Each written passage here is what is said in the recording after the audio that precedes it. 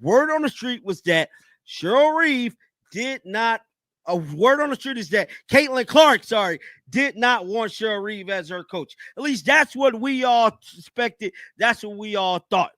And that, my friends, was the narrative moving forward. Well, I'm here to tell you, Napheesa Collier just told on herself. I mean, she exposed herself as a liar, bro. I mean, she just let the cat out the bag. Well, me and Caitlin actually talked about this before the ESPN special, and I text.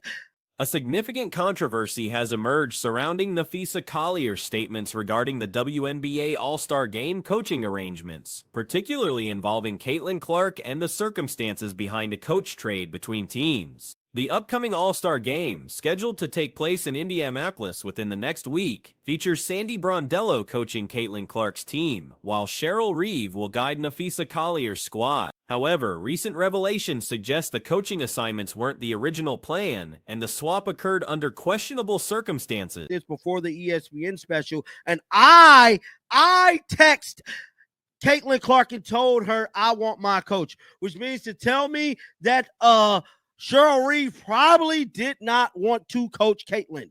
Yes, guys, this is a big story, and I'm telling you right now, this one is crazy that no one picked up on this. But y'all know your boy John Liquidator right here. Got you, bro. Listen to this.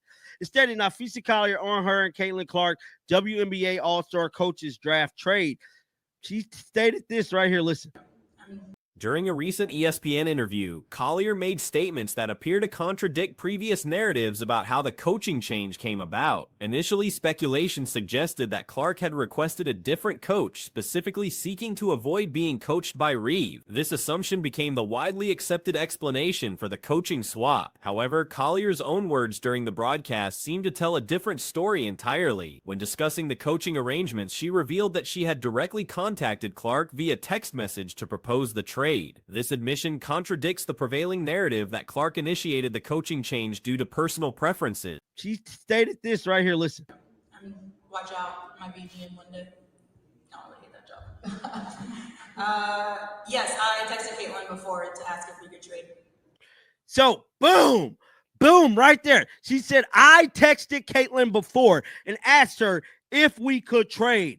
Now, why would she ask Caitlin Clark if she could trade coaches? Now, I can understand that being her coach, but still, we didn't even know if that was a rule. So basically, y'all passed the buck on Caitlin because y'all. The revelation becomes more problematic when examining Collier's exact statements during the ESPN special. She explicitly mentioned reaching out to Clark beforehand to discuss the possibility of switching coaches, suggesting the initiative came from her side rather than Clark's. This disclosure raises questions about the true motivations behind the coaching swap. What makes this situation particularly troubling is Collier's apparent inconsistency between different public statements. During one segment, she expressed agreement with the trade and praised Reeve as her coach, suggesting satisfaction with the arrangement. Yet her earlier admission about initiating contact with Clark paints a different picture of how events unfolded. Because y'all knew if Caitlin would say it, the league wouldn't say nothing because she couldn't say it.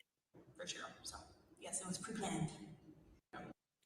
That right there is disturbing. Now, guys, listen to this in its entirety before we get into the comments. Listen to this right here. The good news is you can't go wrong with this type of talent. Anyone looking to make a deal here? To be completely honest, I love my team. I think they're great. I don't have any intentions of really trading. The inconsistency becomes even more apparent when analyzing the timeline of events. If Collier contacted Clark to propose the trade, it suggests that the original coaching assignments were problematic for reasons not previously disclosed. The fact that she felt compelled to reach out to Clark directly indicates underlying issues with the initial arrangements. Clark's reaction during the broadcast provides additional context to the situation. Her visible surprise and gestures when Collier made these statements suggest she was caught off guard by the public revelation. This reaction supports the theory that the true circumstances of the coaching swap were not meant to be disclosed publicly. Team. I think they're great. I don't have any intentions of really trading any of them. I don't know if this is in the rules. I don't really care. But I think we've already discussed we are going to trade coaches. He's going to take her coach. So right there, boom. I believe Caitlin Clark was kind of used in this situation, that they initiated this to possibly get Cheryl Reeve away from Caitlyn, because we know Cheryl Reeve really don't like Caitlyn, bro. She don't like her at all, not even a little bit. And so they knew. The situation reveals potential dysfunction within the WNBA All-Star Game organization and raises questions about how coaching assignments are handled. If coaches can be traded based on personal preferences or behind-the-scenes negotiations, it undermines the integrity of the selection process and creates an uncomfortable precedent. Furthermore, this controversy highlights the complex relationships within women's professional basketball. The suggestion that Reeve may have been reluctant to coach Clark, combined with Collier's apparent willingness to orchestrate a coaching change, reveals underlying tensions that extend beyond typical competitive dynamics. And so they knew that if Caitlyn was the one to say, you know what, let's trade coaches, they wouldn't say nothing. They wouldn't say nothing at all. Sandy Brondello, let's get it. Oh, It would be amazing. Sorry, WNBA, if that's not in the rule. Sorry, ESPN, if that's not in the rules, but we just made it a rule. Now. So, Sandy Brondello, come on over. whoa! Let's get to it. You can coach Sabrina. So therefore, maybe Stewie wants to come on over to my team. Let me know. Whoa. Fee, you want to give me Stewie? We have breaking Let me know. news here.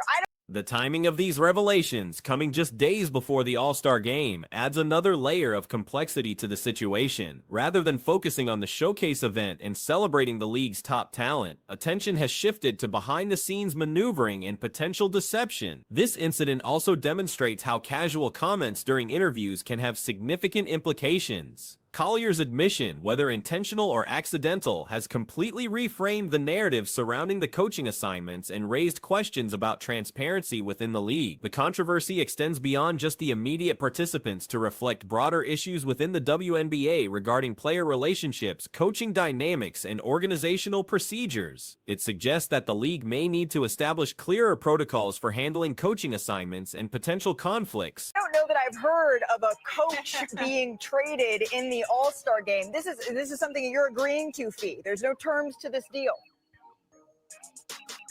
I agree with Cheryl. I agree with the trade. I love Cheryl. She's my coach here. Now, look, don't want to caught this. She said, did she say, I agree with Cheryl? Listen. I love Cheryl. She's my coach here. Hold on. Wind it back. I agree with Cheryl. She said, did she say, I agree with Cheryl? Now, let's. Moving forward, this situation may impact how All-Star Game coaching assignments are handled in future years. The precedent of allowing coaching trades based on personal preferences could complicate future selections and create additional administrative challenges for the league. The revelation also raises questions about media coverage and fact-checking within sports journalism. The initial narrative about Clark requesting the coaching change was widely reported and accepted without sufficient verification of the actual circumstances. This controversy serves as a reminder of the importance of consistent messaging and transparency in professional sports. When public figures make contradictory statements, it undermines credibility and creates unnecessary drama that detracts from the sport itself. She said, did she say, I agree with Cheryl? Now, let's go back. Let's hold up. Wait a minute, dog. She said, I agree with Cheryl. Listen. I'll be GM one day. No, I'll get that job. Yes, I texted Caitlyn before to ask if we could trade. Now, I know I ain't tripping. Cheryl, I agree with the trade. I love Cheryl. She's my coach here.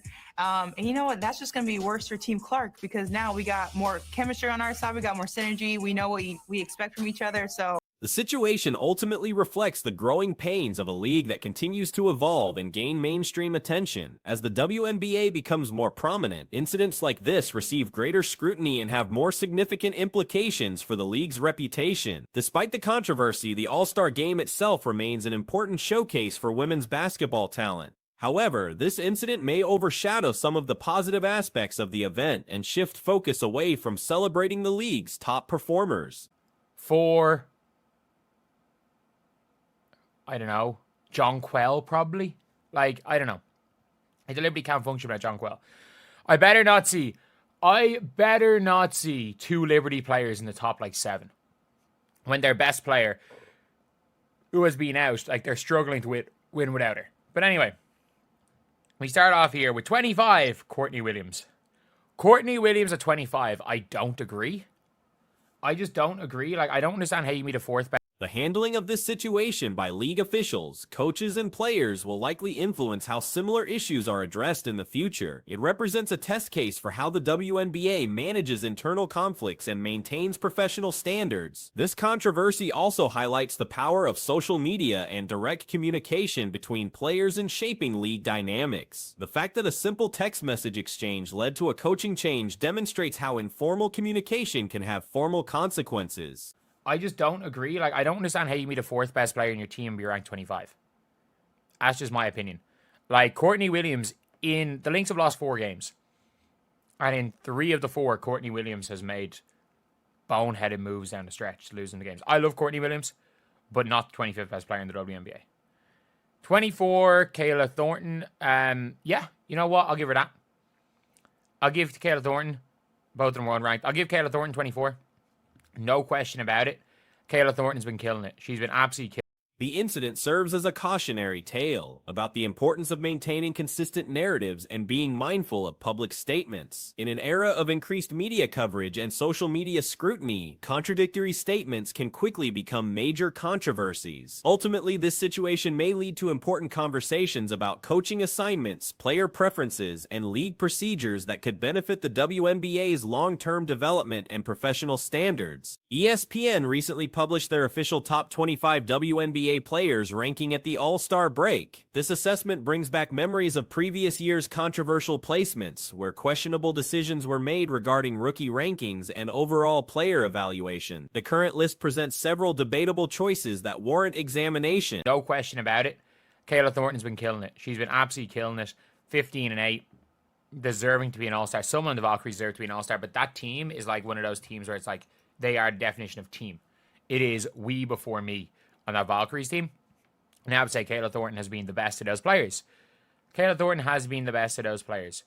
Sonia Citron at 23. Yeah, I agree. Although Iria Fem was the early standout, Citron's production remained more consistent over time. Citron is cold-blooded. I understand she had the turnover yesterday. The rankings begin with Courtney Williams at position 25, a placement that raises eyebrows. Williams, despite being arguably the 4th best performer on her squad, seems overvalued at this spot. The Minnesota Lynx have suffered 4 defeats this season, and in 3 of those losses, Williams made crucial errors during critical moments that contributed to the team's downfall. While Williams possesses talent, placing her among the league's top 25 seems questionable. Kayla Thornton occupies the 24th spot, a ranking that appears justified. Thornton has delivered outstanding performances, averaging 15 points and 8 rebounds while proving herself worthy of all-star recognition. The Las Vegas Aces operate as a true team unit where collective success takes precedence over individual glory, and Thornton has emerged as their most consistent performer among the supporting cast. And she had the turnover yesterday down the stretch, where she kind of fumbled the ball, but she is cold-blooded. Like, the shots that she hits down the stretch, like, Kiki's good, Sonia's excellent. I'm shocked at how good Sonia Citron is going to be. Is right now. And it's scary. Like, in a redraft of 2025, I don't know if you take Sonia Citron first. Be a Sonia Citron, you can't forget. Sonia Citron is 2 years younger than Paige Beckers. You have to project, in year 3, is Sonia Citron going to be better than Paige Beckers is today? Even though Paige is clearly the better player right now. Sonia Citron lands at 23rd position, another reasonable placement. While Aria Wilson sets the standard for rookie excellence, Citron has maintained superior consistency throughout the season. Her composure under pressure is remarkable, demonstrated by her clutch shooting ability during crucial moments. Despite occasional turnovers and high-pressure situations, Citron's cold-blooded mentality makes her invaluable. Her shooting efficiency approaches 60% true shooting percentage, complemented by exceptional 90% free throw accuracy. The fact that she's 2 years younger than other highly touted prospects adds another layer to her impressive development. Tierra McCowan sits at 22nd, a position that seems slightly inflated compared to Citron's abilities. McCowan brings relentless energy and solid defensive contributions while connecting on shots, though her tendency to attempt difficult shots remains concerning. Clearly the better player right now. I don't know. But there's questions about whether or not she'd be the number 1 pick in a redraft, and I'm shocked. I'm absolutely shocked. But, like, her true shooting percentage is close to 60, like. Or it's probably over 60, if we're being honest, with the 90% from the free throw line. Sykes at 22. I think Citron's better than Sykes, but I don't hate it. Sykes is relentless. She's a good defender. She's hitting some shots. She shoots tour dates. She shoots tour dates way too often. Bree Jones, 21.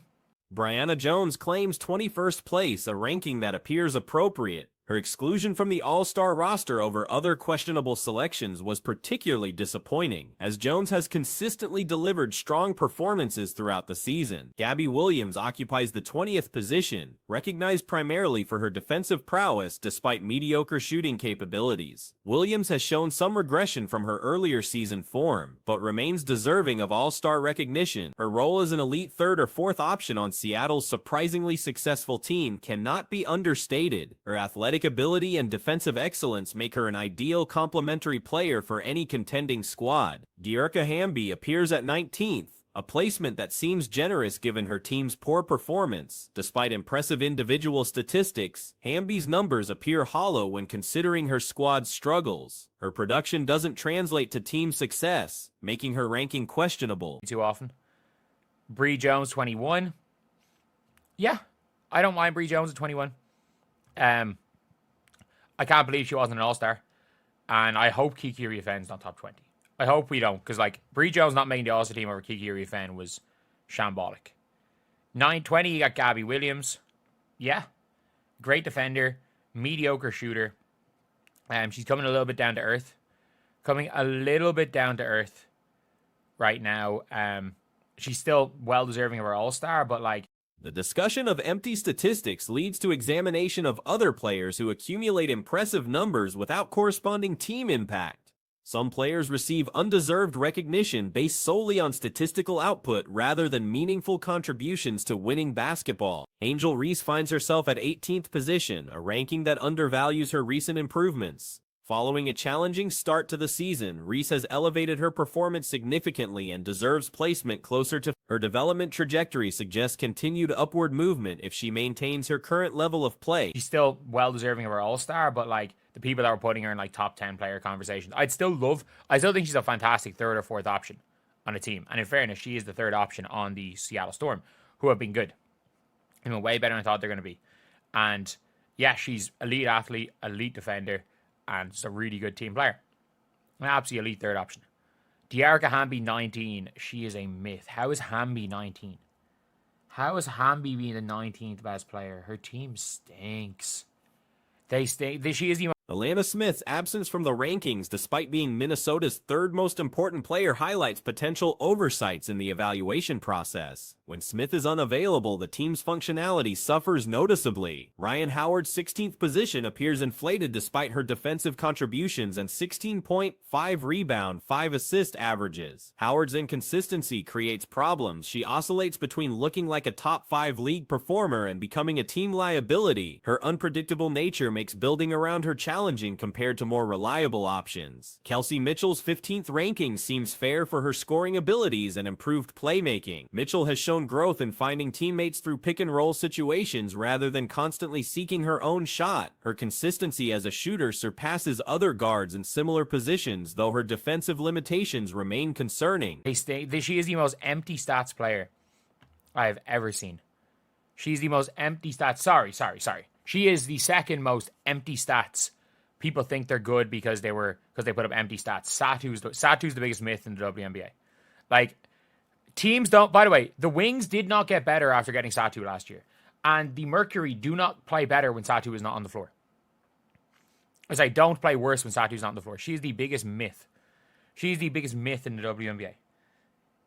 Jackie Young's 14th position appears low considering her steady leadership for Las Vegas during their inconsistent season. Young's even-keeled approach and reliable two-point shooting, 52%, provide stability her team desperately needs. Her value extends beyond statistics to intangible leadership qualities. Paige Beaker's 13th ranking generates significant controversy, though the decision to slightly overrate rookies rather than completely undervalue them represents progress. Beaker's placement above established veterans like Mitchell and Young seems aggressive, but her talent level supports inclusion in these conversations.